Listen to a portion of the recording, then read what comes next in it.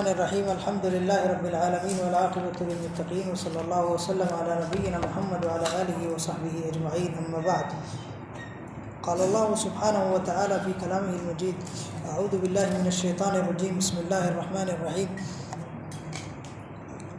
قال رب السماوات والارض وما بینہما ان کنتم موقنین۔ ہر قسم کی تعریف اللہ عز و جل کے لیے ہے۔ درود و سلام و اللہ کے تمام انبیاء کرام علیہم السلام پر، خصوصاً ہمارے اور آپ کے آخری نبی جناب محمد رسول اللہ صلی اللہ علیہ وسلم پر۔ بھائیو بزرگوں اور دوستو، آج کی نماز تراویح میں سورہ شعراء اور سورہ نمل کی تلاوت کی گئی، لہٰذا خلاصہ تفسیر کے لیے یہ دونوں صورتیں آج ہمارے سامنے ہیں۔ بہت اختصار کے ساتھ میں ان سے متعلق چند باتیں ہم جانیں گے۔ اللہ ہمیں عمل کرنے کی توفیق عطا فرمائے، آمین۔ دیکھیں، سورہ شعراء کو اللہ رب العالمین نے شعراء اس وجہ سے قرار دیا کہ اس میں اللہ رب العالمین نے شعراء کا خاص طور پر ذکر فرمایا۔ اللہ فرماتا ہے وَالشُّعَرَاءُ يَتَّبِعُهُمُ الْغَاوُونَ أَلَمْ تَرَ أَنَّهُمْ فِي كُلِّ وَادٍ يَهِيمُونَ وَأَنَّهُمْ يَقُولُونَ مَا لَا يَفْعَلُونَ۔ اسی لیے اس صورت کو اس آیت کے بموجب سورہ شعراء قرار دیا گیا۔ میرے بھائیوں، سورہ شعراء دراصل ان ایام میں نازل ہوئی جن ایام میں اللہ کے نبی صلی اللہ علیہ وسلم کو علی الاعلان دعوت و تبلیغ کا حکم دیا گیا۔ اب جب علی الاعلان لوگوں کو اللہ کی طرف بلانے کا حکم دیا گیا تو اللہ کے نبی صلی اللہ علیہ وسلم اور صحابہ کرام رضوان اللہ علیہم اجمعین کو اس بات کی ضرورت تھی کہ وہ جانے کہ دعوت کا منہج کیا ہے، طریقہ کیا ہے، کون سا اسلوب اختیار کیا جائے۔ تو اللہ رب العالمین نے محمد صلی اللہ علیہ وسلم کے لیے سورہ شعراء کا نزول فرمایا، اور اللہ کے نبی صلی اللہ علیہ وسلم کو یہ بات بتائی کہ دعوت دی جائے اسلوب قصص کے ذریعے، یعنی قصے بتائے جائیں اور قصے بتا کر لوگوں کو اللہ کی طرف بلایا جائے۔ چنانچہ اللہ رب العالمین نے اس صورت کے اندر حضرت موسیٰ علیہ السلام کا قصہ، حضرت ابراہیم علیہ السلام کا قصہ، حضرت لوط علیہ السلام کا قصہ، حضرت شعیب علیہ السلام کا قصہ اور بھی ہود علیہ السلام کا قصہ اللہ رب العالمین نے، اور محمد صلی اللہ علیہ وسلم کے بھی بعض واقعات کا اس صورت کے اندر ذکر فرمایا، اور ان قصص کا ذکر کر کے محمد صلی اللہ علیہ وسلم اور صحابہ کرام کو بتایا کہ قصص کے ذریعے بھی اللہ کی طرف بلایا جا سکتا ہے۔ ایک اور اسلوب اس صورت کے اندر دعوت کا یہ بتایا گیا کہ وعظ کے ذریعے بلایا جائے۔ تیسرا اسلوب یہ بتایا گیا کہ نصیحت کے ذریعے بلایا جائے۔ چوتھا اسلوب یہ بتایا گیا کہ جدال کے ذریعے بلایا جائے، اور پانچواں اسلوب یہ بتایا گیا کہ معجزات کے ذریعے بلایا جائے، اور وہ بھی ایسے معجزات کے ذریعے بلایا جائے جو معجزات قوم کے علم کی اور قوم کی ثقافتی حالت کے مطابق ہوں۔ اسی لیے اللہ رب العالمین نے سورہ شعراء کے اندر جتنے معجزات کا ذکر کیا، جتنے انبیاء کرام علیہم السلام کو معجزات دیے، اللہ عز و جل نے وہ بتایا کہ اس قوم کی جو اعلیٰ سے اعلیٰ علمی حالت تھی اس زمانے میں، علم کے جس اوج اور جس ثریا کو وہ پہنچے ہوئے تھے، اللہ رب العالمین نے ان کو جو معجزہ عطا فرمایا وہ دراصل ان کے اسی علم سے متعلق تھا۔ جیسے حضرت موسیٰ علیہ السلام کے زمانے میں جادوگری بہت پیک پر تھی، بڑی اونچائی پر تھی، تو اللہ رب العالمین نے حضرت موسیٰ علیہ السلام کو ایسی چیز عطا فرمائی بطور معجزہ جو جادو سے مشابہ تھی لیکن جادو نہیں تھی، تاکہ قوم والوں کو یہ پتہ چلے کہ ہمارے دور میں ٹیکنالوجی کی اعلیٰ سے اعلیٰ حد سحر کے اندر، جادو کے اندر یہ ہے، اور اللہ کا معجزہ جب سحر اور جادو سے متعلق آئے تو وہ ان کے پاس میں جو اعلیٰ سے اعلیٰ ٹیکنالوجی رہے اس کے اوپر جب وہ آئے گا تو وہ لوگ عاجز ہو جائیں گے۔ جب عاجز ہو جائیں گے تو سیدھے سیدھے ایمان لے کے آئیں گے۔ یہی حال ہوا حضرت موسیٰ علیہ السلام نے جب اپنے ہاتھوں کو بغل میں ڈالا اور اس کے بعد میں نکالا تو وہ ایسے روشن ہو گیا جیسے سورج و چاند روشن ہوتا ہے، بالکل روشن ہو گیا۔ ایسے انہوں نے اپنی لاٹھی کو لوگوں کے سامنے ڈالا، وہ چلتا ہوا سانپ بن گیا، اور جادوگروں نے جتنے سانپ ڈالے تھے وہ سارے کے سارے سانپوں کو نکل گئے۔ ایسے اللہ رب العالمین نے حضرت موسیٰ علیہ السلام کو بظاہر سحر اور جادو دکھائی دینے والے اور اس کے قریب قریب ہونے والے ایسے معجزات عطا فرمائے جو اس قوم کے علم کا اعلیٰ معیار تھا، اور اس پر بھی فائق ہو گیا تو وہ لوگ حیران پریشان ہو گئے اور سیدھے سیدھے ایمان میں داخل ہو گئے۔ ایسے ہی حضرت عیسیٰ علیہ السلام، یہ بتایا گیا سورہ شعراء کے اندر کہ عیسیٰ علیہ السلام کے زمانے میں طب کا بڑا دورہ تھا، چنانچہ حضرت عیسیٰ علیہ السلام کو ایسے معجزات دیے گئے جو طب کے باب سے متعلق تھے۔ اس زمانے میں ان لوگوں کو جتنی طب کی طاقت دی گئی تھی، جتنا علم ان کا تھا، اس سے اوپر کی چیز دے دی گئی، حیران پریشان ہو گئے۔ حضرت عیسیٰ علیہ السلام اندھے آدمی کی آنکھ پہ ایسا ہاتھ پھیر دیتے تھے، پوری آنکھ آ جاتی تھی۔ مردے آدمی کو قم باذن اللہ بول کے زندہ کھڑا کر دیتے تھے۔ انسان کے گھر میں کیا اناج رکھا ہوا ہے، کتنا رکھا ہوا ہے، بتا دیتے تھے، آپ کے گھر میں اتنا اتنا غلہ کل آپ نے لا کے رکھا ہوا ہے۔ ایسے تو جو طب سے متعلق چیزیں تھیں، کوئی کوڑھ کا مریض آدمی ہو، یا جس کے سر کا بالکل بال چلا گیا ہو، ٹکلا آدمی ہو گیا ہو، یا پوری چمڑی سفید سفید ہو گئی ہو، ایسے آدمی کو حضرت عیسیٰ علیہ السلام درست کر دیا کرتے تھے اللہ کے حکم سے۔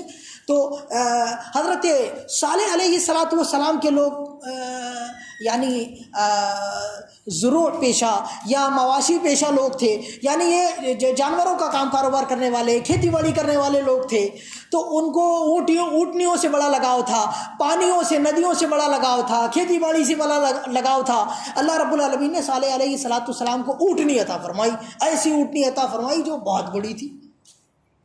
ایک دن وہ پورے تالاب کا پانی پی لیتی تھی، اگلے دن اتنا دودھ دیتی تھی کہ پانی اگلے دن تالاب میں موجود نہیں ہوتا تھا، لیکن وہ پوری اونٹنی کا دودھ پیتے تھے پورے گاؤں والے۔ ایسی بڑی اللہ نے اونٹنی عطا فرمائی ان کو۔ تو یہ ان کے اپنے جو منہج تھا ان کی جو ثقافت تھی، تہذیب تھی، اس کے مطابق اللہ رب العالمین ان کو معجزہ عطا فرمایا۔ اب محمد صلی اللہ علیہ وسلم کے زمانے میں قریش اور کفار مکہ فصاحت اور بلاغت میں بہت آگے تھے، شعر و شاعری کا بہت دورہ تھا، اسی لیے شعراء کا ذکر کیا گیا۔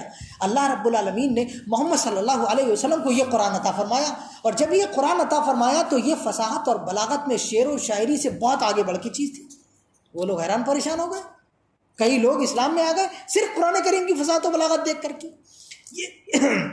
یہ دعوت کا ایک اسلوب اللہ رب العالمین نے سورہ شعراء کے اندر ذکر فرمایا۔ طیب، یہاں پہ ہماری سورہ شعراء سے متعلق بات ختم ہوتی ہے۔ اگلی سورت ہے سورہ نمل۔ سورہ نمل کے اندر میرے بھائیوں، بزرگوں اور دوستوں، دراصل اللہ نے چونٹی کا ذکر کیا ہے، اسی لیے اس سورت کو سورہ نمل کہا گیا۔ قالت نملۃ یا ایھا النمل ادخلوا مساکنکم، اس آیت میں اللہ نے نملہ کا ذکر کیا، اسی لیے سورہ نمل کو نمل کہا گیا۔ اب دیکھیں، یہ بڑی اہم سورت ہے میرے بھائیوں، خالی 2-3 منٹ۔ سورہ نمل کے اندر اللہ رب العالمین نے حضرت سلیمان علیہ السلام کی بڑی عظیم اور وسیع ترین سلطنت کا ذکر فرمایا، اور اللہ رب العالمین نے بتایا کہ تہذیب اور ثقافت کو ترقی کیسے دی جاتی ہے۔ آپ اگر اپنے آپ کو ایک مہذب قوم قرار دینا چاہتے ہیں، بنانا چاہتے ہیں، تو اس کا راستہ کیا ہے؟ اللہ رب العالمین نے سورہ نمل کے اندر وہ ذکر فرمایا۔ چنانچہ آپ کو مہذب بنانے کے لیے، اپنی قوم کو ترقی یافتہ بنانے کے لیے، اپنی قوم کو علم کے اعلیٰ سے اعلیٰ معیار پر، ترقی کے اعلیٰ سے اعلیٰ معیار پر لے کے جانے کے لیے اللہ رب العالمین نے کہا کہ آپ کو چند طریقے اختیار کرنے پڑیں گے۔ وہ طریقے اللہ نے سورہ نمل کے اندر ذکر فرمایا۔ بہت اختصار کے ساتھ میں وہ طریقے ذکر کر کے آگے بڑھ رہا ہوں۔ پہلا طریقہ اللہ رب العالمین نے بتایا کہ علم کا دورہ ہونا چاہیے۔ علم، اللہ رب العالمین نے حضرت سلیمان علیہ السلام کو اور حضرت داؤد علیہ السلام کو علم عطا فرمایا۔ وَلَقَدْ آتَيْنَا دَاؤُودَ وَسُلَيْمَانَ عِلْمًا، اللہ نے داؤد اور سلیمان علیہ السلام کو علم عطا فرمایا۔ لہٰذا علم ہونا چاہیے اچھی تہذیب کے لیے۔ دوسری چیز جو اچھی تہذیب کی بنیاد ہونا چاہیے وہ یہ کہ اس علم کو اگر ایک جیل نے سیکھا ہے، ایک نسل نے سیکھا ہے، تو اسے اگلی نسل کو فارورڈ کرنا چاہیے، اور اس کو مطلب یہ کہ ٹرانسفر کرنا چاہیے، پہنچانا چاہیے، وراثت میں دینا چاہیے، سکھانا چاہیے، پڑھانا چاہیے، اپنے پاس میں محفوظ نہیں رکھنا چاہیے، ہے نا۔ اللہ رب العالمین نے دیکھیں، اللہ نے فرمایا وَوَرِثَ سُلَيْمَانُ دَاؤُودَ وَقَالَ يَا أَيُّهَا النَّاسِ، یعنی عُلِّمْنَا مَنطِقَ الطَّيْرِ۔ تو سلیمان علیہ السلام نے داؤد علیہ السلام سے وراثت میں علم حاصل کیا، تو یہ وراثت میں حضرت داؤد نے اپنے پاس میں علم نہیں رکھا، آگے پہنچایا۔ تو اگر ہم یہ چاہتے ہیں کہ ہمارے یہاں ثقافت بلند ہو جائے تو ہم کو چاہیے کہ علم کو اپنے تک کے نہ رکھے، جو سیکھا ہے اس کو لوگوں کو سکھائیں۔ دوسری چیز، تیسری چیز میرے بھائیوں یہ ہونا چاہیے کہ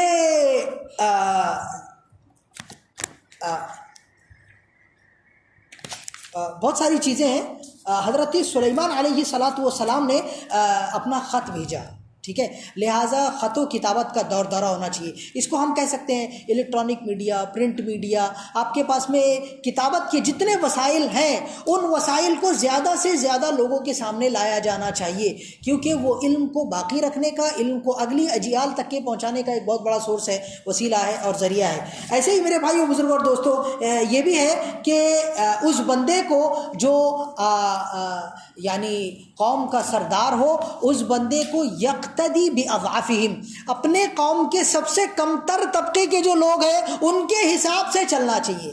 کمتر لوگوں کی پہلے رعایت کرنا چاہیے، بڑے لوگوں کی بعد میں رعایت کرنا چاہیے. آج ہمارے ملک کے اندر ہم دیکھیے، اللہ معاف فرمائے، کہ پہلے جو قوانین آتے ہیں تو وہ قوانین امیروں کے حساب سے بنائے جاتے ہیں، غریب غریب سے غریب تر ہوتے جا رہے ہیں، امیر امیر سے امیر تر ہوتے جا رہے ہیں. تو امیروں کے حساب سے قوانین بنائے جا رہے ہیں، جبکہ رسول اللہ صلی اللہ علیہ وسلم نے اور قرآن کریم میں اللہ رب العالمین نے ہمیں یہ درس دیا کہ کمزوروں کے حساب سے دیکھ کر چلا جائے.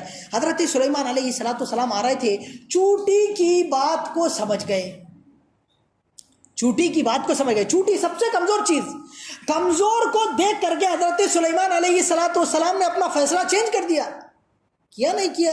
لہٰذا بڑوں لوگوں کو چاہیے کہ یہ جو بھی ذمہ داران ہیں ان ذمہ داروں کو چاہیے کہ اپنے ماتحت لوگوں میں جو کمزور لوگ ہیں ان کے حساب سے، کوئی اگر امامت کر رہا ہے تو دیکھیے کہ سب سے کمزور کون ہے نماز پڑھنے والوں میں، اس کے حساب سے یہ کتنی دیر برداشت کر سکتے، 5 منٹ برداشت کر سکتے، خلاص 5 منٹ میں ختم. میرے کو بھی 10 جلدی ختم کرنا چاہیے. اللہ معاف فرمائے. تو ایک اور چیز، بس لاسٹ بات بتا کے اپنی بات ختم کر رہا ہوں، یہ کہ یہاں پر کہا گیا داؤد علیہ سلیمان علیہ السلام نے چوٹیوں کی بھاشا اور جانوروں کی بولیاں اور جنوں کی بولیاں یہ سیکھی. لہٰذا ثقافت کو ترقی دینے کا ایک طریقہ یہ بھی ہے کہ کیا کیا جائے، لینگویج سیکھی جائے. انگلش لینگویج سیکھو، ہندی سیکھو، مراٹھی سیکھو، بنگالی سیکھو، تامل سیکھو، کنڑا سیکھو، سب سیکھو، ساری لینگویجز سیکھو. ساری اقوام کے پاس میں اللہ نے جو علم دیا ہے، ثقافت دی ہے، اس کو حاصل کرو. کسی کو حقیر نہیں سمجھنا، سب اللہ رب العالمین کی دی ہوئی بڑی بڑی نعمتوں میں ہے. اللہ معاف فرمائے، درگزر فرمائے. اس کے اندر اور بھی اللہ رب العالمین نے ثقافت کو ترقی دینے کے اصول بتائے ہیں، کبھی وقت رہے گا تو انشاءاللہ بیان کیا جائے گا. اللہ رب العالمین معاف فرمائے، درگزر فرمائے. باتیں لمبی ہوئی ہوگی، معاف کیجیے گا. واللہ عالم ثواب. وصلی اللہ وسلم محمد وعلی آلہ وصحبہ اجمعین. الحمدللہ رب العالمین. السلام علیکم ورحمۃ اللہ وبرکاتہ.